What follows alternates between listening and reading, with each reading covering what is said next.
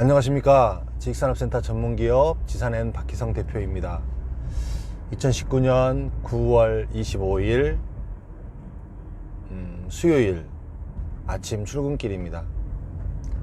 현재 시간은 5시 42분입니다.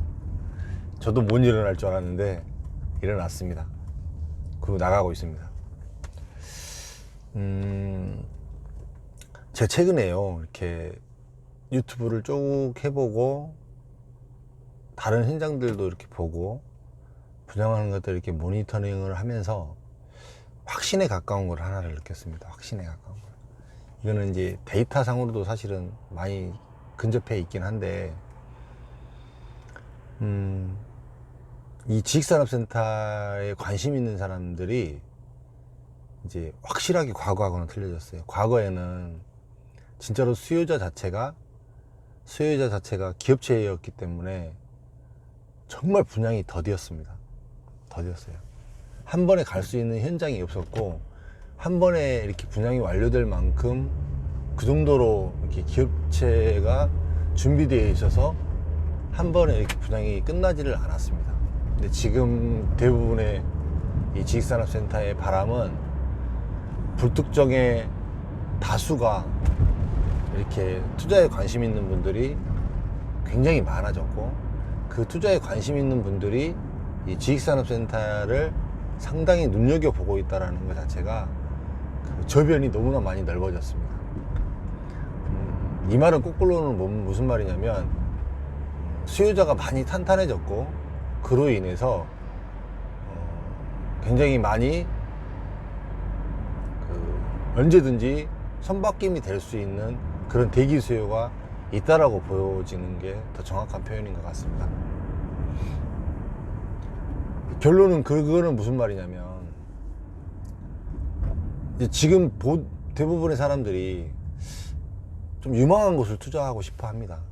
그 다음에 그분들의 대부분의 특징들은 거의 대부분 아파트와 비슷하게 생각을 하고, 또 그런 맥락으로 같이 생각을 합니다. 틀린 생각은 아닌 것 같긴 한데, 이제 얼마나 더 올라갈 것이냐, 이 정도에서 얼만큼 더 가치가 남아 있을 것이냐, 이런 거에 대해서 고민들을 되게 많이 하시는 것 같아요.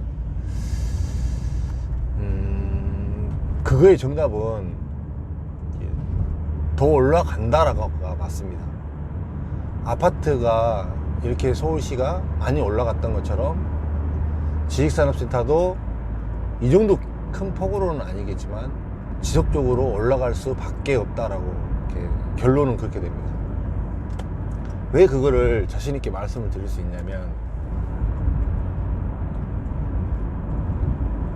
이미 토지를 가지고 있는 땅 주인들은 눈높이가 올라갔습니다. 눈높이가 올라갔어요. 자기가 만약에 쉽게 얘기해서 땅을 뭐 4천만 원에 팔려고 생각을 하고 있었다고 치면, 그거 밑으로는 땅을 팔 수가 없어요. 근데 만약에 4천만 원에 땅을 팔려고 이렇게 설왕설래 하고 있다고 치면, 많은 개발자들은 그 금액을 놓고 고민을 해봅니다. 거꾸로 역산을 해서 분양가를 짰을 때 이게 시장에서 받아들여질 수 있을지 없을지에 대해서 너무나 많은 고민을 하죠. 그래서 이게 주변 시세하고 너무나 많이 올라가고, 주변 시세하고 괴리가 있게 되면 굉장히 많이 고민을 하게 됩니다. 그런데 그 또한 왜 또 팔리고 개발이 되냐면, 대한민국 서울에는 토지가 그렇게 많지 않습니다.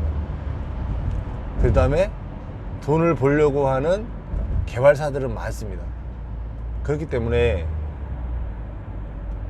본인 그 수익이 줄어드는 한도가 있더라도 기어이 그 땅이 팔리고 또 개발이 되고 그 고분양가에 분양을 합니다. 그러면서 인식이 하나씩 깨져가고, 또 그래서 지식산업센터도 꾸준히 가격대가 올라갑니다. 예를 하나 들어드릴게요.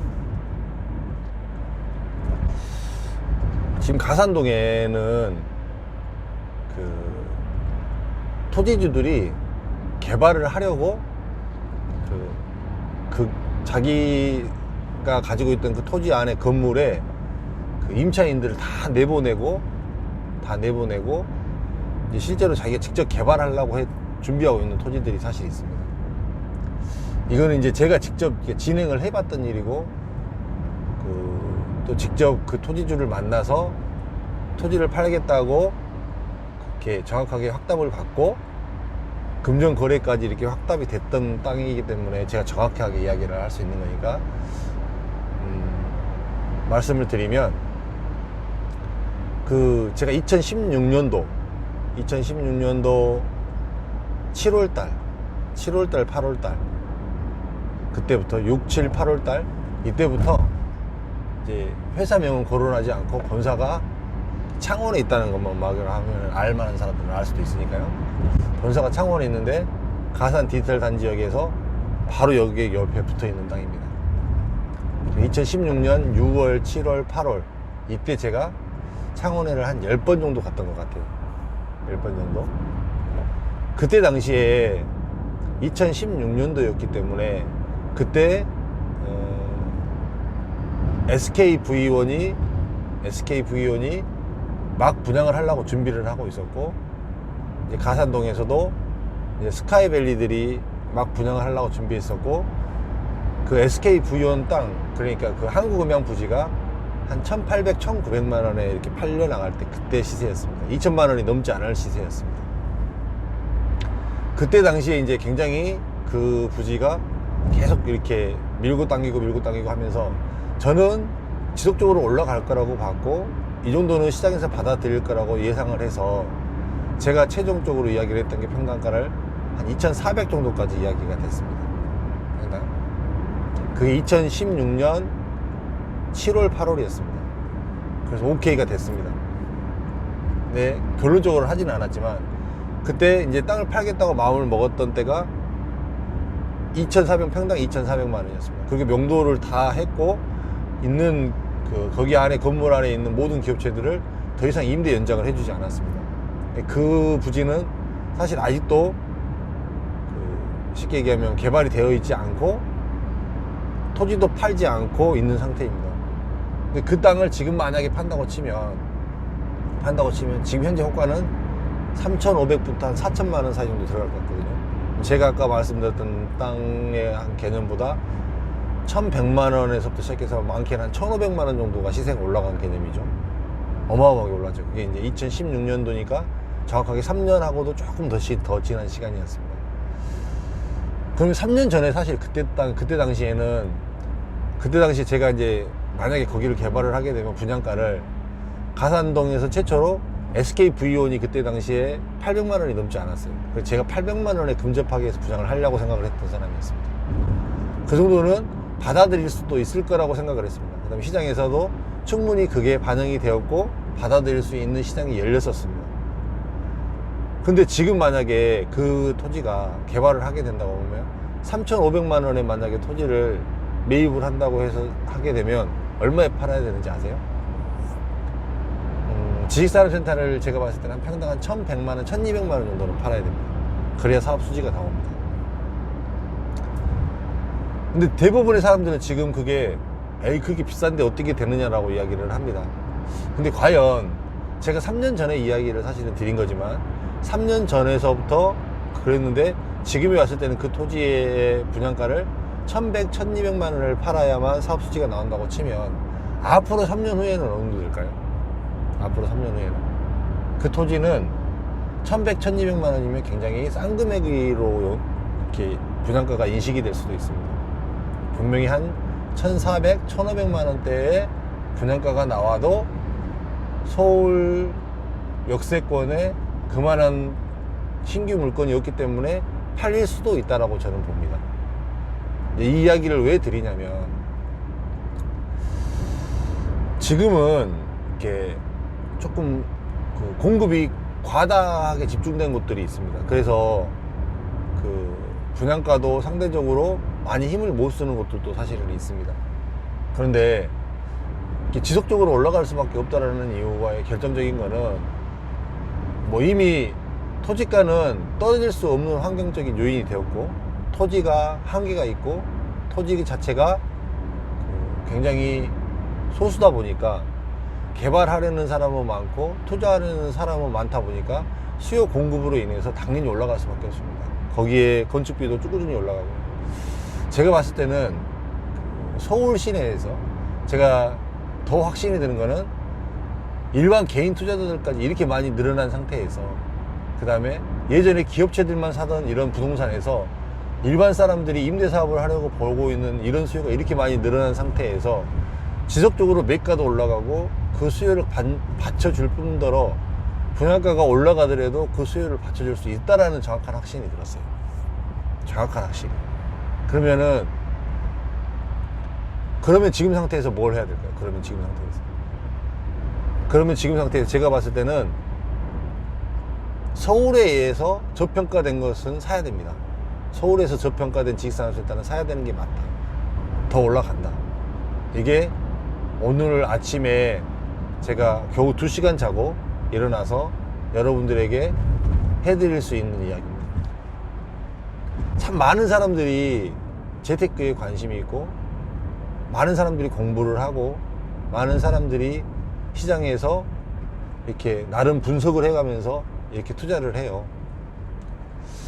현업에 있으면서 실제로 분양을 받을 사람들을 만나보고, 실제로 분양받을 사람들을 이렇게 컨택을 해보고, 그 다음에 최근에 이렇게 수익형 부동산에 관심 있는 사람들을 만나보면서 느끼는 것의 가장 기본적인 거는 안정적으로 수익이 나올 수 있는 이 자산. 근데 그 부분에서 지식산업센터를 굉장히 좋게 본다라는 거. 그분들이 이 지식산업센터에 새로 들어오는 이 새 바람이기 때문에 지식산업센터는 그냥 보편의 부동산으로 봐야 됩니다. 단 제가 늘 핵심적으로 얘기를 했던 것처럼 사용하는 주체 자체가 기업체에서 사용을 해야 하는 개념이다 보니까 이 부분에 있어서는 예전만처럼 이렇게 정말 잘 돌아가는 이런 현상은 아닐 것이다 라고 생각이 됩니다. 좀 흐름적으로 봤을 때는요, 충분히 이렇게 고분양가로 올라가고 시세 가치적인 면에서는 충분히 더 올라갈 폭들도 있기 때문에 기업체들이 많이 움직이고, 기업체들이 선호할 수 있고, 기업체들이 사업하기에 좋은 지식산업센터를 선택한다고 봤을 때는 충분히 아직까지 더 승산이 있지 않을까라는 생각이 듭니다. 늘 세상의 일이라는 것 자체가 이렇게 예상입니다. 예상. 사실은 어떤 근거와 어떤 데이터가 없이 다 이렇게 감으로 이렇게 이야기하는 사람들도 사실 많지만, 그래도 저는 이제 감으로 이야기를 하는 것보다 어느 정도는 현업에 있는 사람이고, 어느 정도는 이런 정도의 사람들을 만나보고 이야기를 들어보고, 그 다음에 분양되어지고 있는 이런 상태를 보면서 이렇게 그래도 최소한의 데이터를 가지고 이야기를 하는 거기 때문에 그래도 많이 근접해 갈 수 있습니다.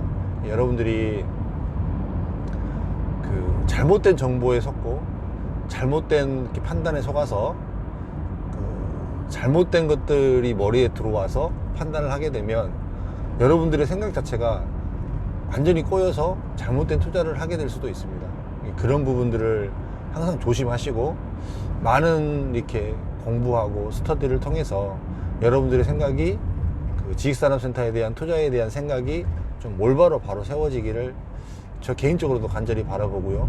저 또한 이제 이 지식산업센터 한 분야에서 사실 일해왔던 사람이기 때문에 이 한 분야에 대해서만큼은 정말로 좋고 바르고 그 다음에 냉철한 시각으로 바라볼 수 있도록 여러분들에게 조금 더 제가 공부하고 그러면서 여러분들에게 좀 안내를 해드리는 그런 유튜브가 되도록 하겠습니다. 오늘 이제 이 부분을 좀 이야기를 하고 풀어드리면서 이제 사실 준비가 안 되다 보니까 좀 영상이 길어졌는데요.